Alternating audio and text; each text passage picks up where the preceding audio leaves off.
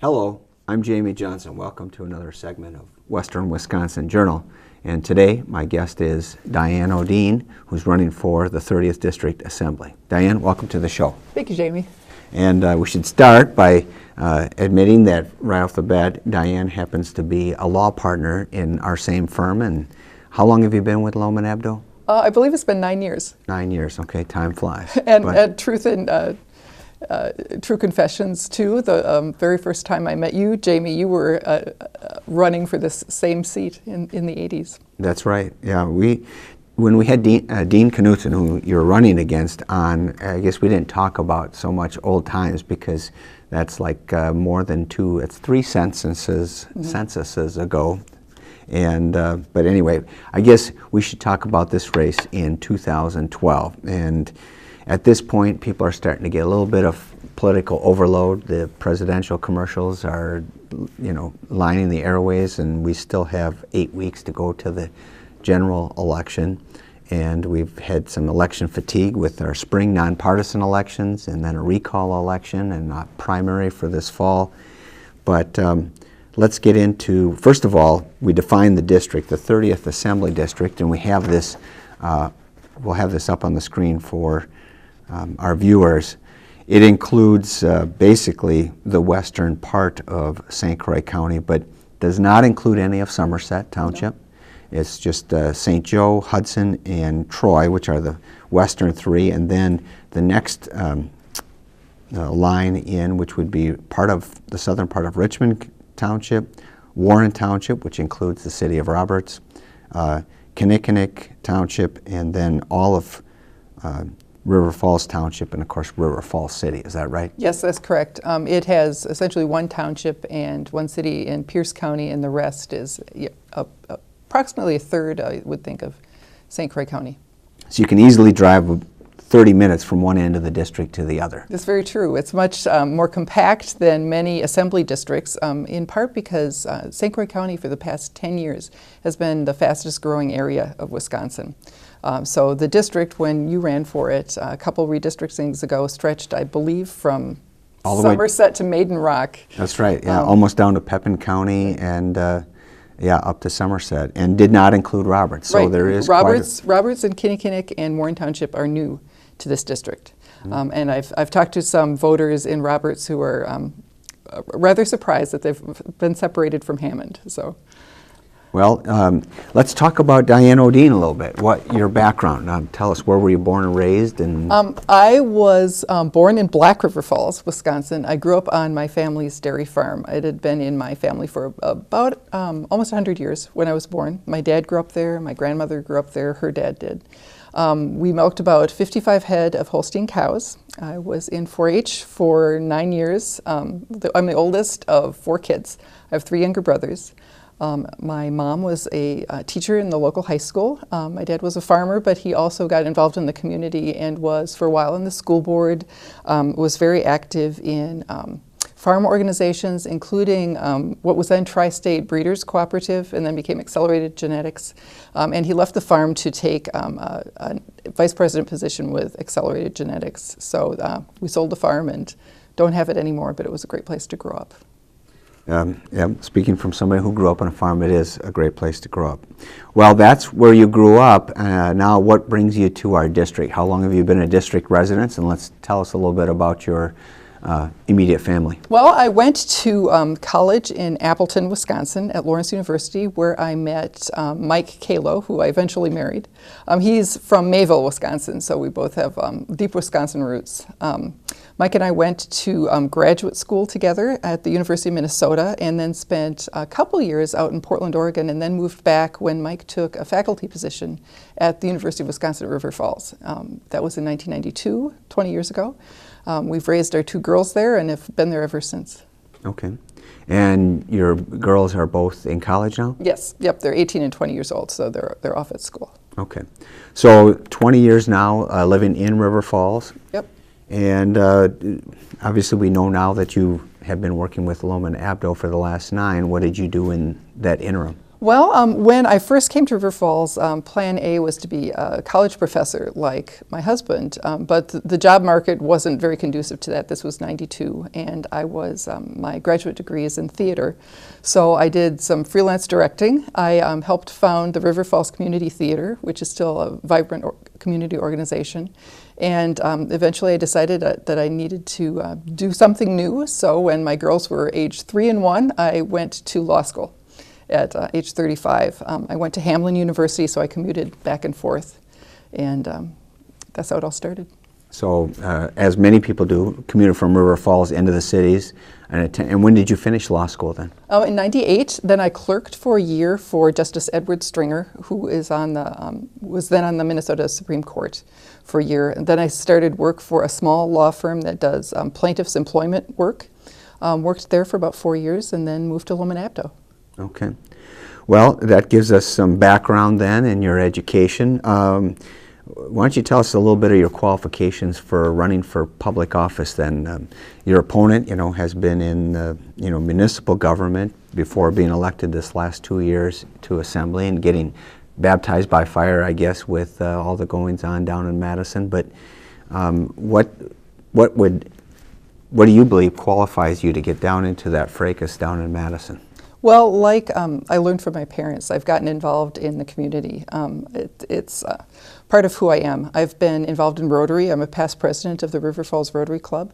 I'm also very involved in my church, both on a local level and a state level and a regional level. I've served in a number of committees there, including the Episcopacy Committee, which in the United Methodist tradition assigns bishops to their various jurisdictions. So I've just returned a couple months ago from Akron, Ohio, where we were working on that. I have been involved in my kids' education, of course, like any parent, getting involved with what they're doing, and other community organizations. I've served on a number of nonprofit boards, both in Minnesota and Wisconsin. I'm currently on the Forward Foundation Board, which is a private foundation in River Falls to raise money for public education. Some of those things, those projects that might need a little extra money that's not in the school board budget. And that's been, it's a new foundation. We're about 2 years old now, but that's been a great way to give back to the community. Okay. Well, give me a little bit more, you mentioned some of your civic involvement and your education, but maybe a little bit more about, how you grew up and the values that you took on, what makes you someone that we would want to elect to Madison? Well, that's a good question. My parents, as I said, were people who got involved, whether it was through the church, whether it was through organizations. They liked the idea of giving back to their community. I've been very fortunate in having a supportive family and a great community where I had lots of opportunities. In education, I've had some wonderful opportunities in Wisconsin. I've had the opportunities to get involved in the arts. I've had great, strong communities that I've lived in, and in part it's because people are involved in them. We like to connect with our neighbors, and that's one of the things that as we get into the 21st century is harder to do. People don't know the people they live next to. They might work outside the community, and it's hard to keep those civic relationships vibrant. And I've been working with that, with doing projects that help with that my whole life. So that's one value that I would bring to Madison, is the understanding the importance of local organizations and local involvement, because that's where democracy starts, in the neighborhoods, not in the State House. Okay, well, let's get into why you are running. I mean, that's kind of the primary question that a lot of people ask. It is. They see, everyone talks about how they want their little Johnny or Susie to grow up and be president someday. But in today's world, I don't understand why anyone would want to have that job. So why would you want to be, the political representative to the 30th Assembly District? I suppose it comes out of a core sense of optimism about people and about Wisconsin. This is a wonderful state. It has a rich, progressive tradition of people being involved in their government, of a clean and open government. And I'd like to return to those core values because I share them. Those are my values. Also, I think that this is a wonderful, wonderful place in Wisconsin. We do a lot of things right. here. We have strong communities. We have great educational opportunities for kids. We have a sense of community. And so I'd like to bring those values to Madison and help the rest of the state achieve some of the good things that we have achieved here.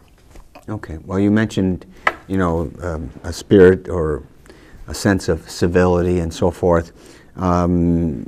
Wouldn't necessarily describe Madison over the last 2 years of being so civil? No, that is one of the reasons why I'm running. Is we need to respect each other, no matter what our differences. And I've seen over the last few years such an erosion of respect for each other. We should be able to talk to each other and not just call each other names.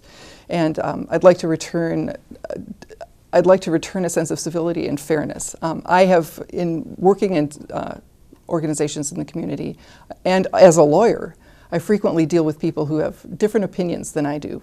And yet we're able to work together. And I think that ought to be a core value for anyone in public service. Now, is that more of a comment on the general atmosphere, or are you looking at specifically your opponent's reputation as far as working with others? Well, certainly my opponent alone has not been responsible for the tone set in Madison. But I'll just say that the tone that you see when you watch Wisconsin Eye, for example, and looked over the last couple of years at some of the floor debates or the meetings that are held in the middle of the night when people are talking over each other and being very disrespectful. We shouldn't allow our elected officials to act in ways that we wouldn't allow our children to act. So it may be more a sense of the leadership Yes.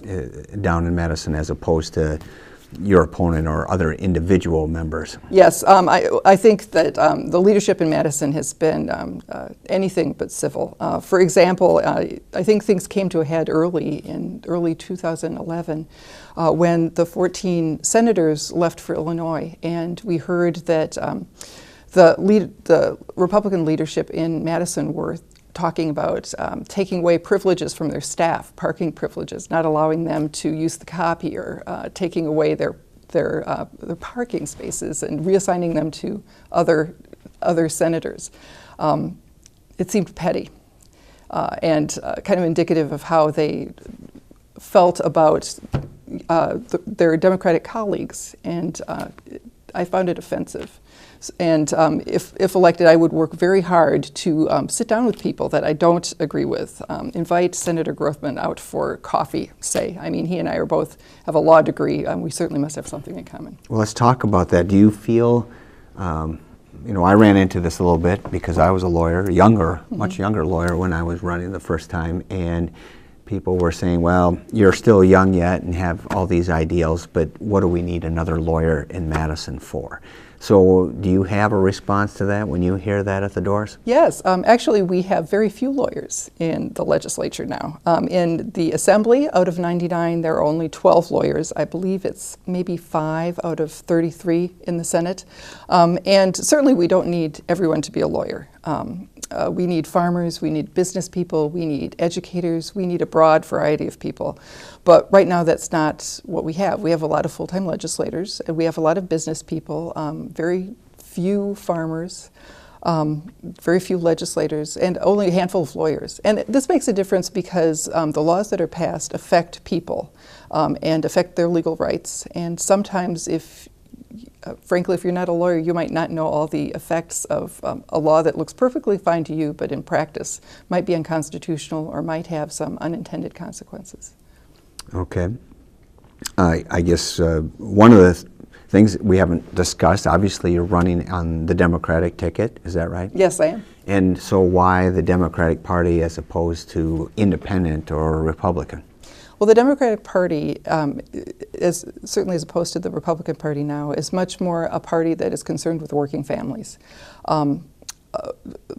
Take some of the tax breaks that have happened over the last couple of years. There have been enormous tax breaks for corporations that may or may not bring a number of jobs to Wisconsin, but the jobs might not be very high-paying jobs, might require that the employees still be on food stamps, and also these corporations, many of them didn't pay taxes to Wisconsin to begin with. And in exchange for those tax breaks, there's been an increased burden on working families where fees have gone up, opportunities have decreased, money's been taken out of school districts, and that's out of balance. Well, when you start, commenting or negatively on corporations, can that also be some offense taken by small businessmen? Aren't we talking about the backbone of employers in this state? Certainly, small businesses are the backbone, but the legal definition, the federal definition of small business is actually quite large, and especially in this district, small employers are a very vibrant part of our economy, and they're frequently overlooked. Those little Main Street businesses that might only have 3 or 4 employees and an owner who works more than full time and is paid very little to get the business up and running. And those are the people who create such a vibrancy to our economy. In fact, Hudson and North Hudson are among the top 50 of towns in the state in terms of self-employment. So we've got a lot of entrepreneurs here who, maybe need some consideration too. Okay, well, what would you identify as maybe the 2 or 3 or 4 primary issues that you're designating as what you would want to accomplish down in Madison, or what do you think the state needs to address?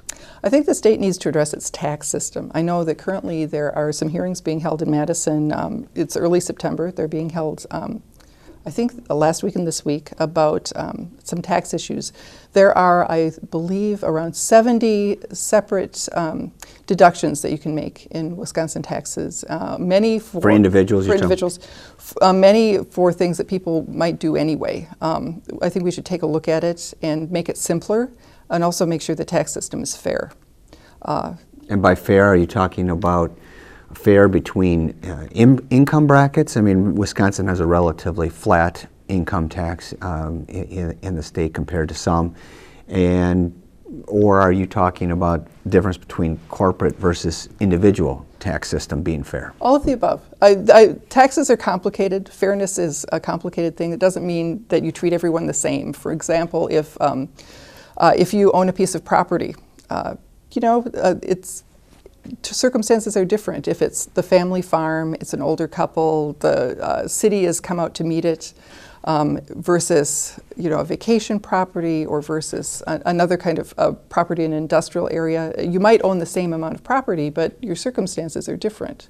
Aren't those notions a little bit conflicting? I mean, on the one hand of making it simpler, but at the other hand carving out these distinctions to be fair to people who might have different circumstances. Isn't that how we ended up with a return that has 70 deductions now? Perhaps, but I think a lot can be done to clean it up and say, okay, these are the core principles that we believe in for the tax system. Let's stick to those. Okay.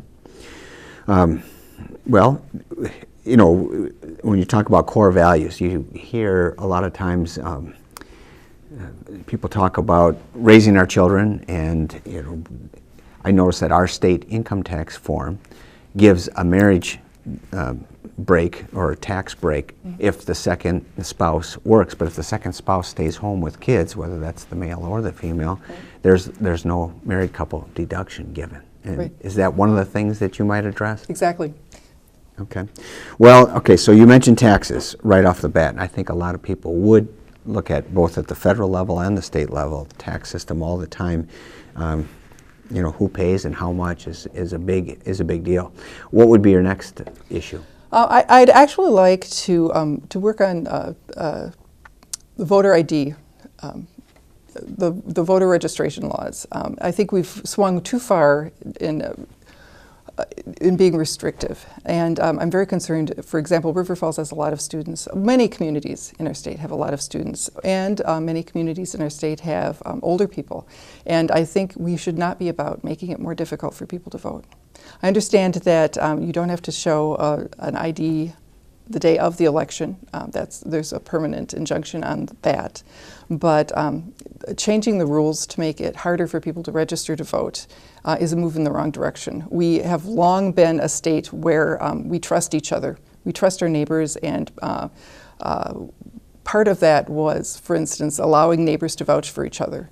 There's nothing more democratic than that, than being responsible for each other. But isn't that opening the door to a lot of voter fraud? There has been not a lot of voter fraud. If there was, I would agree with you, definitely. But the current voter laws would not have affected any of the 7 or so instances of voter fraud that have occurred in the last decade.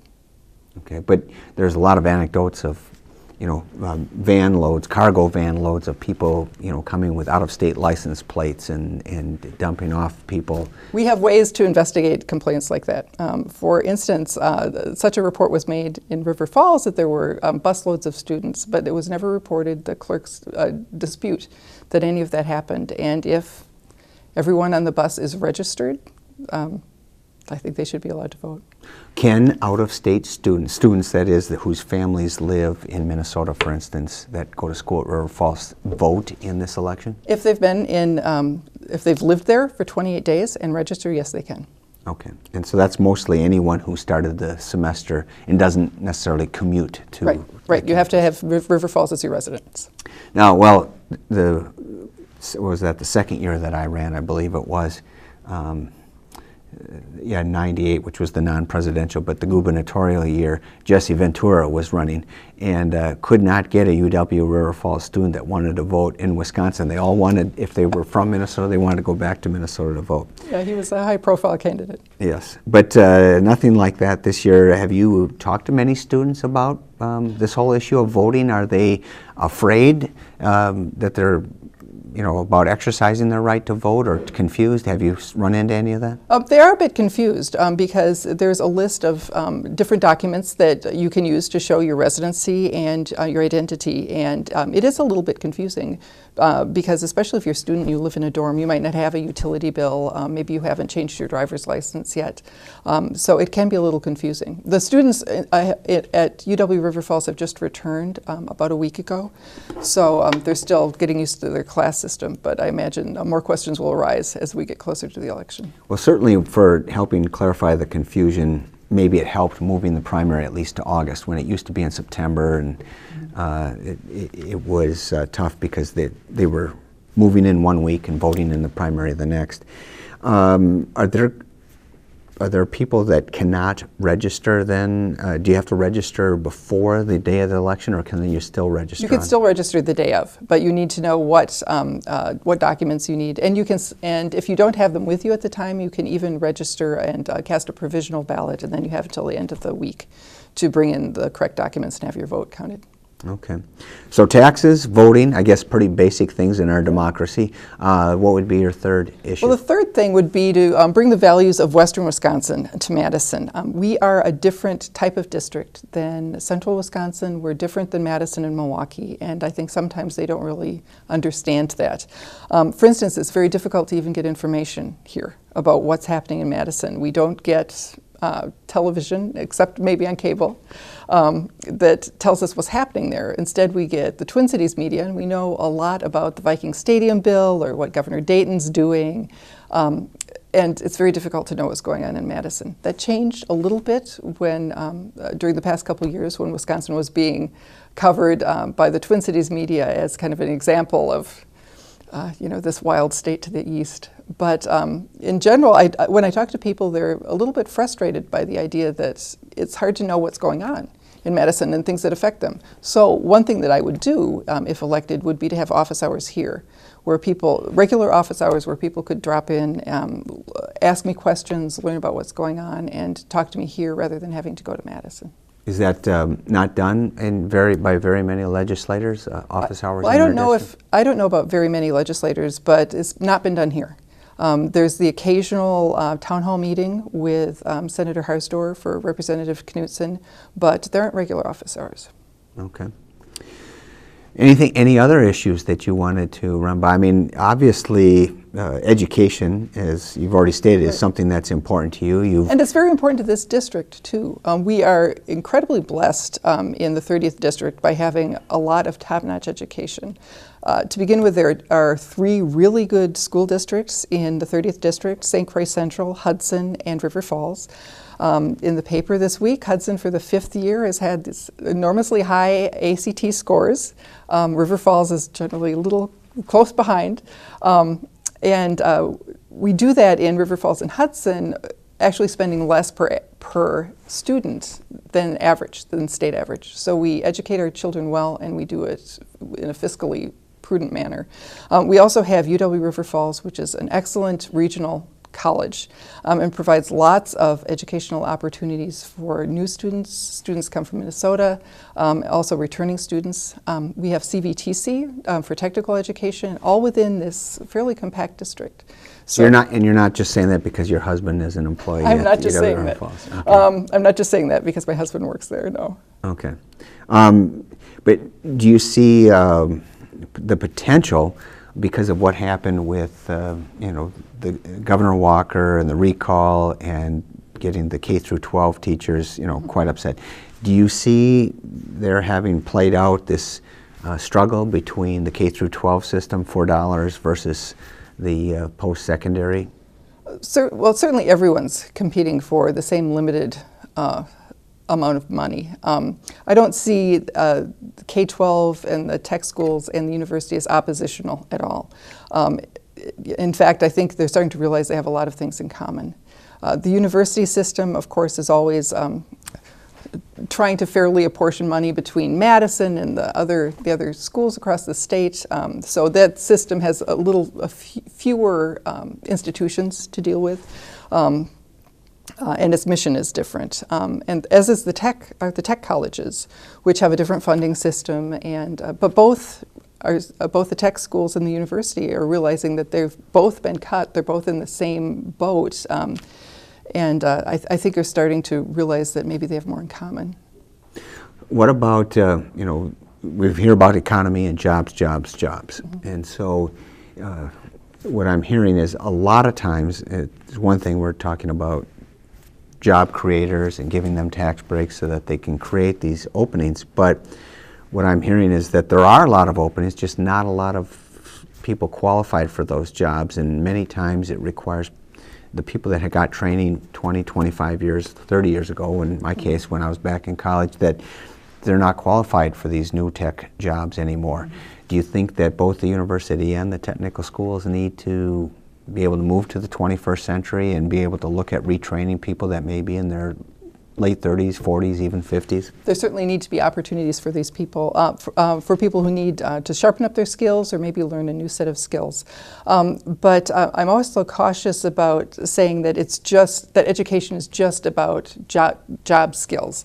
I know that in Pierce County, the CVTC is now offering a new certification for factory employees. I can't remember what the name of it is, but essentially it teaches critical skills, talking about manufacturing and understanding that you need the supply line component, you need quality control, you need personnel issues, kind of a 3,000-foot view of manufacturing. So the employees, once they get in there, realize how their job dovetails in with everyone else's. Well, these are critical thinking skills that everyone needs, whether you get it at a technical school or at a more traditional university. But I do think there's enormous opportunity using the educational resources we have here to help spur innovation.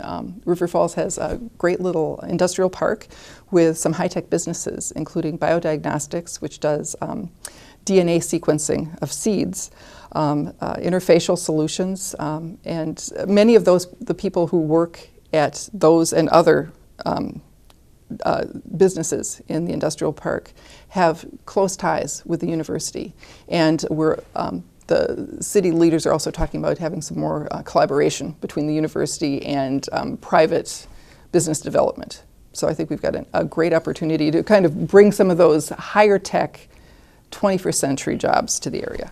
All right. Now here's another issue that was a big deal 16 years ago when I was running, was the funding of education and how that's done, because there was a lot of talk about a commitment of the state paying 2/3 and only having 1/3 of the cost of the education on the property tax, and I think we've eroded from that standard. But you talked about reforming taxes and education. How do you see education being funded in the future, and would you support some kind of change in that regard?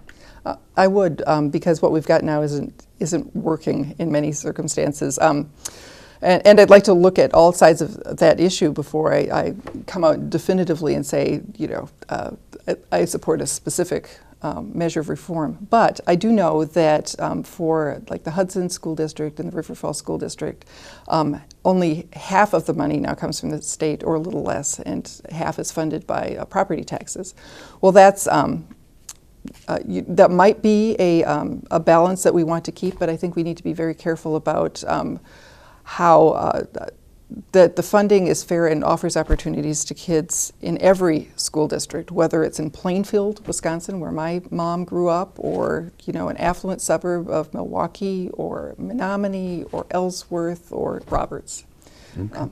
That everyone should, and it's going to look a little different. The funding balance might look a little different because there's some places that don't have much in property tax values. So we need to take that into consideration. All right. Well, is there any other issues that you want to discuss before we wrap up? Just that it's been an enormous privilege to run for office, and one of the things that I've so much appreciated is the opportunity to talk to voters in Roberts, Hudson, North Hudson, out in the townships. I tell them that one of the reasons I'm running is that I think it's time that we get together and actually work together to solve solutions, to come up with solutions that work for our communities. And a lot of people are very willing to hear that message and say, yes, I want to get along with my neighbors.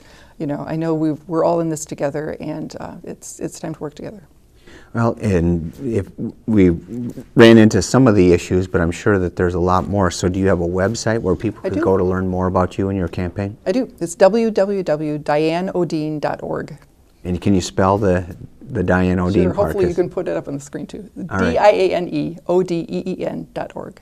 .org. All right. DianeOdeen.org, right. And the www at the beginning. Right. Yes. All right. Very good. Well, thank you for being on the show and for telling us a little bit about yourself and your campaign. You've got roughly 8 weeks of door knocking and handshaking to do. Good luck with that, and thank you, viewers, for another segment here, watching our guests and trying to give our voice from western Wisconsin down to Madison. So thank you for your time, and always do your research, and good luck with voting this fall.